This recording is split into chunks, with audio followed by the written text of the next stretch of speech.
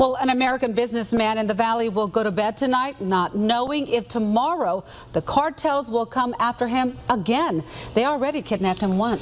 Yeah, he shared his story with Channel 5's Farah Faisal and photojournalist Mario Sandoval. He still has the scars, still relives the nightmare of his 48 hours in hell.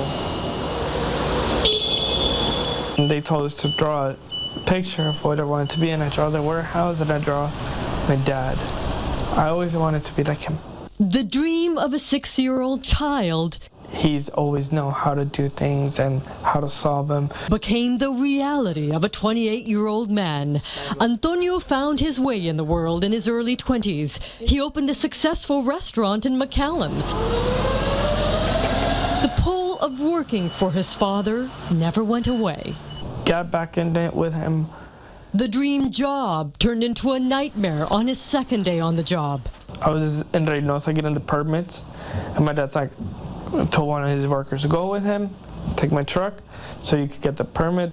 I remember I passed the 7-Eleven. I remember there was this red truck that just came side of us on the stoplight, and then I saw him give a sign like with his hand and pulled in front of us.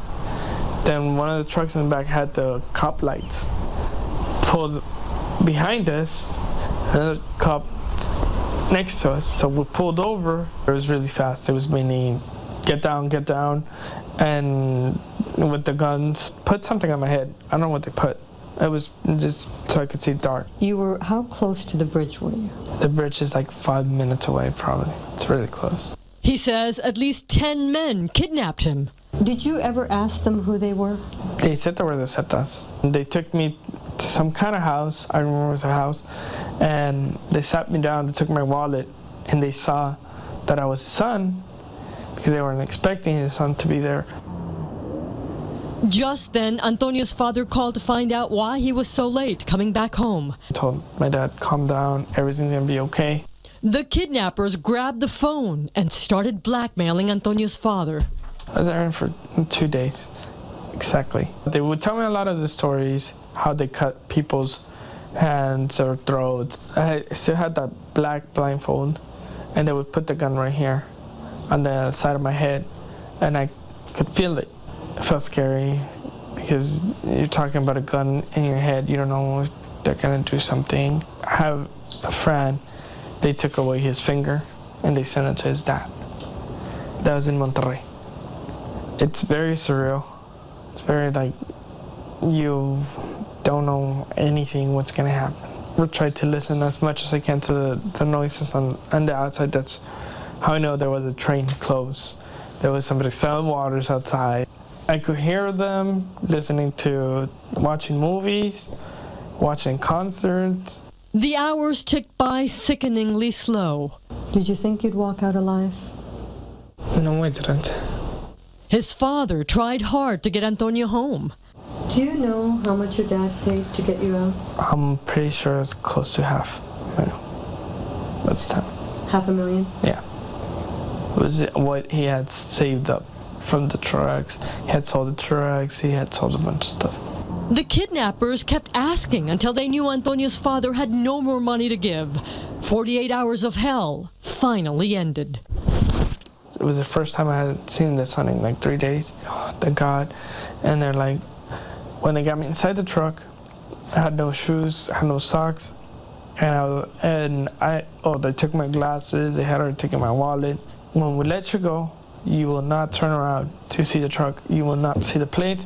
We'll come back for you, and it'll be over for you. So I walked to the gas station, and my dad picked me up there.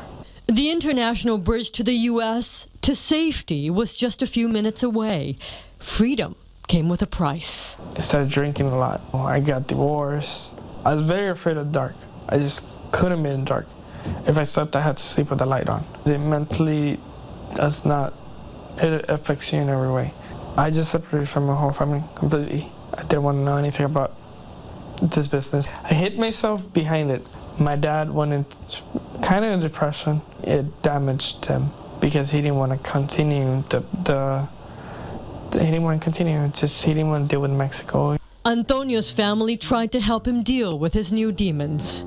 Until now, it hasn't been the same, and it's been very surreal. I feel stronger about it, and I don't want to go through it again. So all this is going to be empty by today? No, there's more coming in. He came back to the family business. His father is very sick. Because it's my dad's. It's our family. It's what we've done. He made this. We need to make this business go again. He and his siblings still have to deal with the cartels. Making any way to bring drugs, to bring weapons.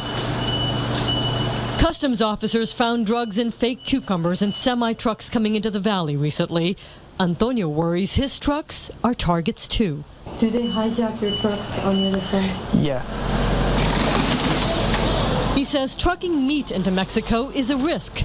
Meat is a high-value product. It ends up in meat markets across Mexico. The cartels sell the meat for a much higher price. How many of your trucks have been hijacked?